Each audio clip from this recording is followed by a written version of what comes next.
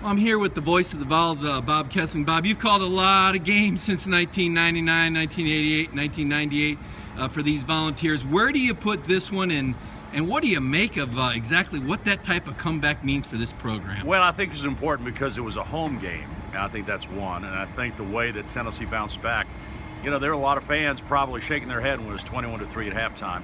And the dominance that Tennessee had in the second half, I can't remember a better half of football that a Tennessee team has played on this field in a long, long time. I mean, they totally dominated Florida, and that 38-0 run was pretty spectacular.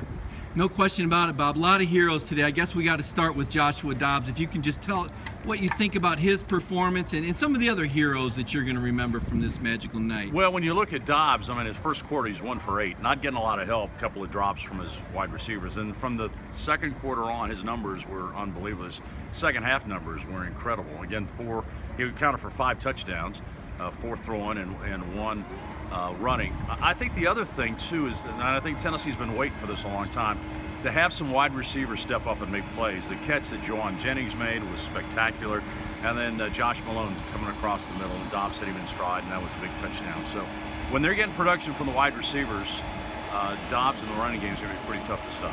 What do you look for moving forward, Bob? We know this team showed us a lot of great things. A lot of guys grew up. They won the big game. But what are some areas you think Tennessee needs to polish up a little bit before they're a championship team? Well, I still think you got to have a quick start. I think it's going to catch up to them in one game. Eventually, somewhere down the line, they're going to regret the fact that they fell behind by 2 or 3 touchdowns. You can't do that against really good teams.